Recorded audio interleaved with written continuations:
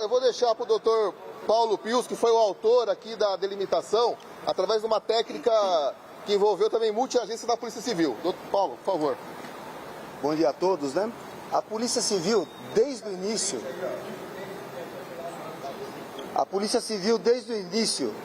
dos trabalhos que a gente soube que teve a queda dessa aeronave, desse desaparecimento, como todos nós trabalhamos com a intenção de encontrá-los vivos.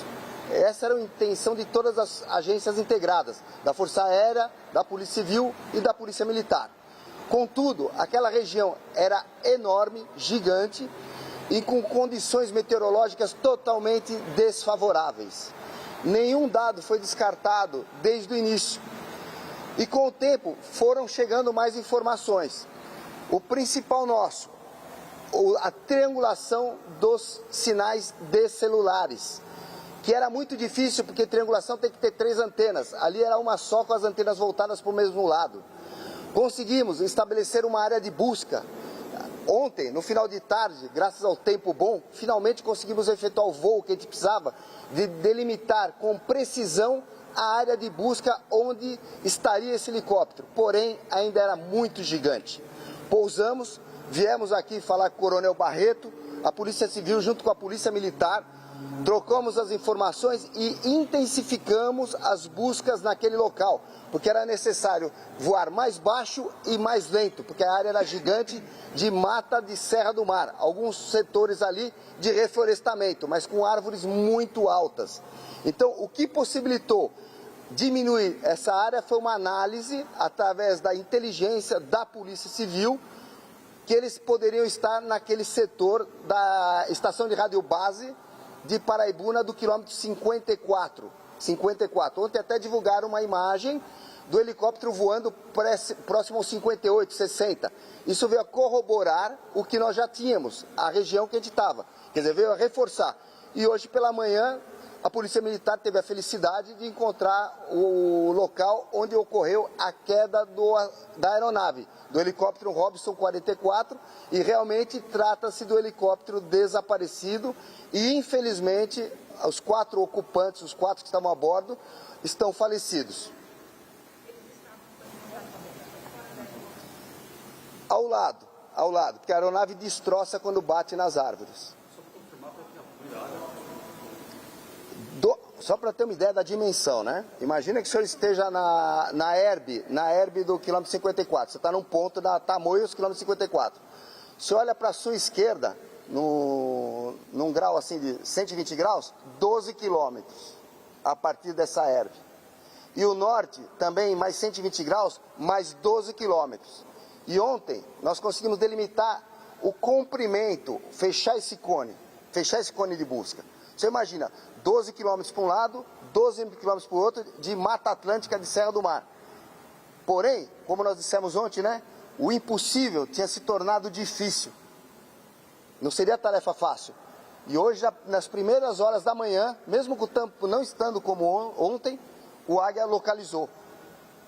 Graças ao esforço das interagências, FAB, Polícia Militar, Polícia Civil.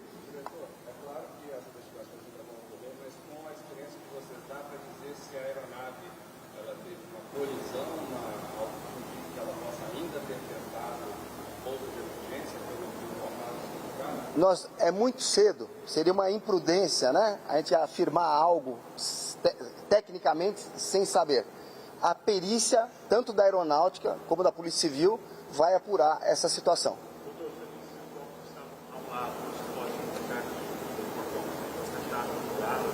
Não.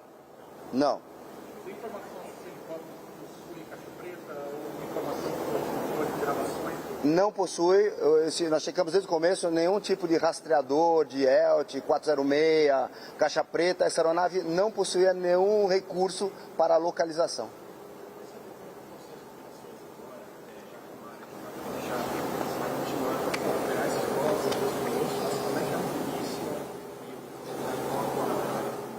Continua sendo uma ação integrada, né? De todas as forças, né? Tanto para a extração dos corpos de lá. Mas a Delegacia de Paraibuna, a seccional de Jacareí e os técnicos do IML, do Instituto de Criminalística, vão fazer toda a perícia nos corpos, no local, aquilo que for possível.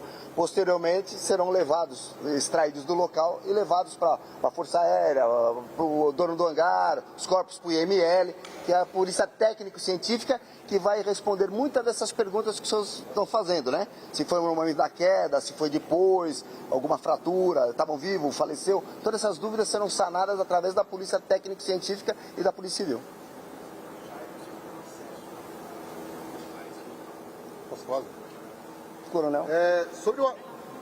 Sobre o acesso ao local, está cedo ainda. Então nós temos 4 policiais do Comando de Aviação no local e nós pousamos próximo. Nós estamos verificando se esse local de pouso, como é que é o acesso para o local. Para as tropas terrestres, tanto da Polícia Civil, técnico-científica, Corpo de Bombeiro, que for acessar o local, tem esse acesso terrestre. Então isso a gente está mapeando ainda para ver se haverá condições, principalmente durante o dia. Nós não vamos trabalhar à noite nesse cenário. Então ele vai trabalhar durante o dia, a gente está correndo para ter essas respostas e acesso terrestre para a perícia chegar no local e para depois tirar esse objeto da busca. Foi o guincho elétrico do Águia que infiltrou eles lá. Ao longo desses 12 dias de operação, você tem ideia de quantas pessoas, quantas aeronaves que foram envolvidas nessas buscas? Os envolventes, Polícia Militar de São Paulo, aeronáutica, Polícia Civil, todas essas equipes multi. Vamos lá, da Força Aérea Brasileira é um avião e um helicóptero envolvido nas buscas. Da Polícia Militar, dias com 2 helicópteros, dias com 1 helicóptero. Da Polícia Civil... Ora 2 helicópteros, ora 1 helicóptero. Mesma coisa. Tá. E quanto ao Exército Brasileiro também participou 1 dia, 2 dias. Então é isso. São 68 horas de voo da Polícia Militar. E 62 horas da Polícia Civil. Quantas pessoas? Da Polícia Militar, cerca de 20 pessoas, se contar todas as tripulações que foram envolvidas ao longo de todos os dias. No horário de 9h15, vocês já localizaram o helicóptero e ao mesmo tempo já conseguiram ver as vítimas e as famílias chegaram a ser avisadas? Não. Às 9h15 a gente avistou o helicóptero. Só isso, o destroço. Só que a gente não tinha capacidade técnica para infiltrar o pessoal. Então mais um helicóptero de São Paulo, o Águia 12, decolou com capacidade técnica, pessoas na quantidade necessária para fazer a infiltração. E após essa infiltração, essas pessoas que estão lá embaixo nos informaram que encontraram os quatro corpos na cena. O horário que encontraram os corpos, você tem? Praticamente 1 hora, 1h30 depois. As famílias chegaram a ser avisadas antes? Não tem essa informação por parte do Comando de Aviação.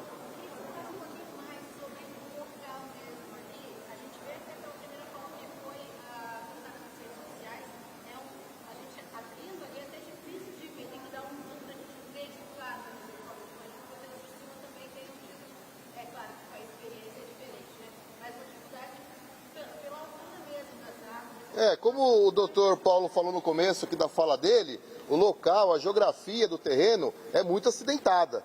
E o local, graças à mudança da tática, eu reforço isso, que a gente conseguiu encontrar. Certamente, o avião da FAB, helicópteros em buscas, puderam ter passado próximo ali, em momentos diferentes, mas o que facilitou o encontro foi diminuir a altitude da busca, a informação corretíssima, como o doutor falou aqui, o que era impossível virou difícil. E nessa condição a gente conseguiu delimitar melhor e mudar essa tática. Então foi isso que fez a diferença realmente.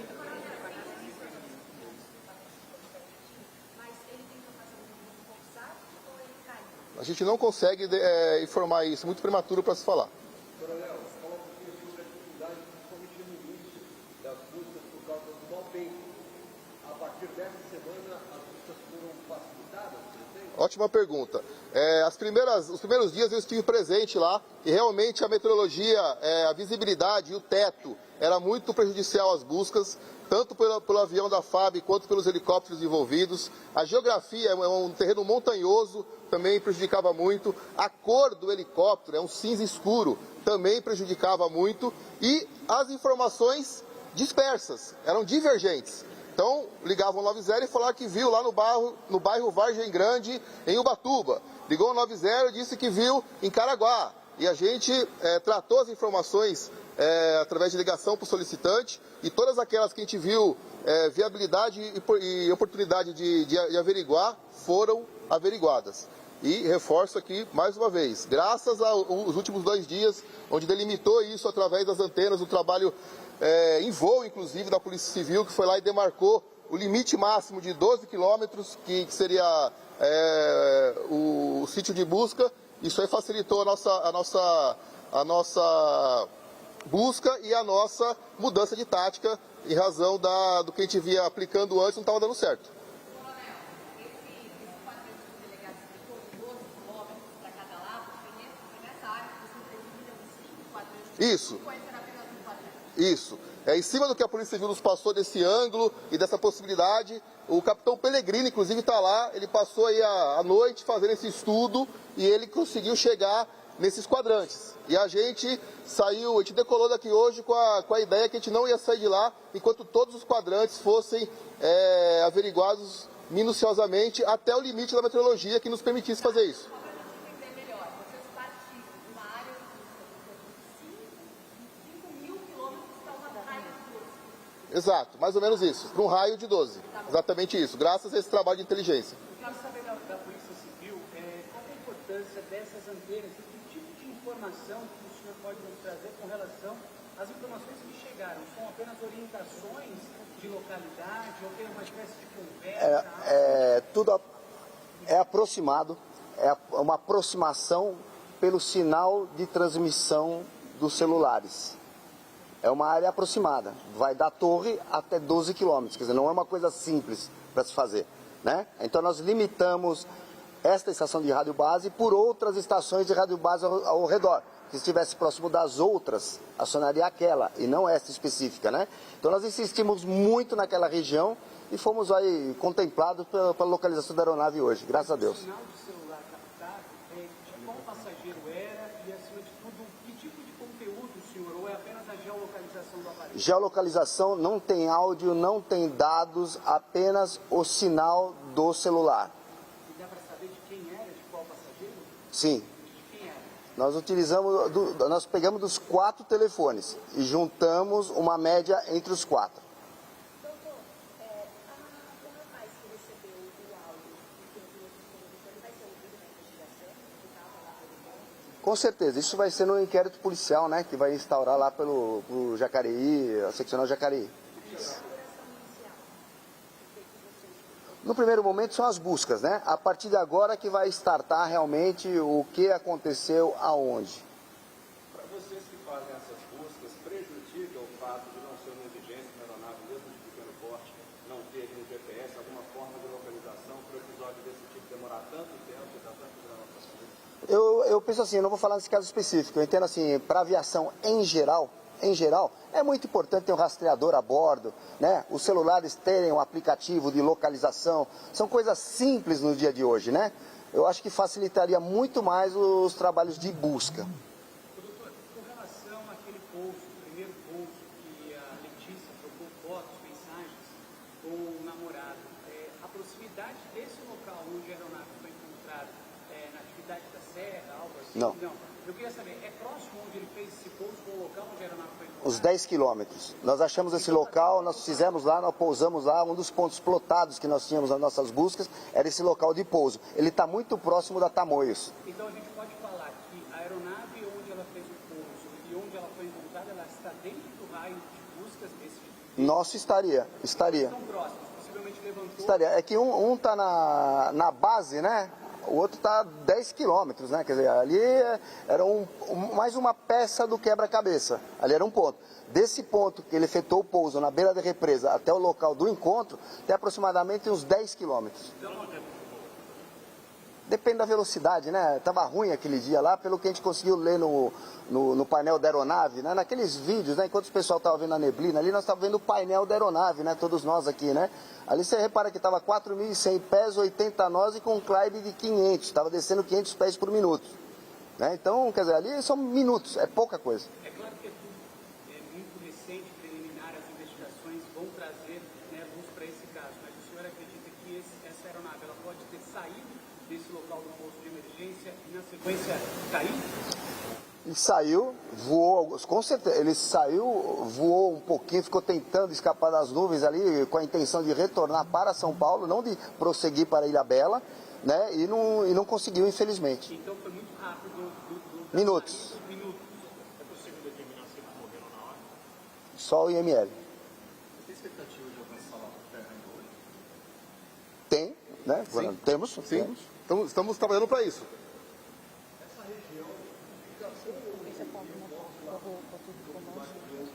Desculpa, não. Essa região grave, como hoje entende a visão climática, ele mudaria teoricamente para cá. Então ele ia que acaba chamando 20 minutos. Como o doutor falou aqui, vai depender da velocidade que ele estava e do que ele encontrar pela frente. Talvez ele fizesse mais desvios ainda. Isso aí eu não posso afirmar com precisão quanto tempo seria naquele tipo de aeronave, naquele cenário que ele estava encontrando naquele dia. Essa aeronave, só pelo fato dela não operar para o significa que ela já está em risco de queda quando ela tenta encarar o mau tempo, para tentar entender se isso foi uma queda pelo fato do mau tempo ou não por uma colisão necessariamente. Só o mau tempo já permitiu que a aeronave para para a aeronave que não voa por instrumentos, o grande vilão é o mau tempo, não há dúvida disso. Mas existem regras estipuladas com mínimos meteorológicos para o voo visual e o voo por instrumento. O mau tempo sozinho, se não tiver um obstáculo ali que o piloto não esteja vendo, e o próprio mau tempo, seu obstáculo é capaz de derrubar uma aeronave? Sim. Ele pode entrar no mau tempo, perder a visibilidade, perder a consciência situacional e desorientar. A gente chama de desorientação espacial. É comum acontecer para quem voa instrumento e entra inadvertidamente numa nuvem, por exemplo. Senhores, mais uma pergunta que a gente vai encerrar, porque eles têm que continuar com as músicas. Não, você está interpretando diferente.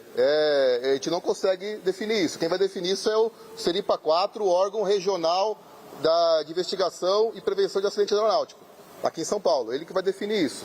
A gente não pode afirmar isso, não. A localização da queda que já permite dizer que eles estavam voltando? Possivelmente. Pelas posições por onde ele passou. Nós estávamos com horários e antenas. Ele estava com proa para São Paulo, para o campo de Marte. Pela sequência de antenas e horários por onde ele passou. Isso.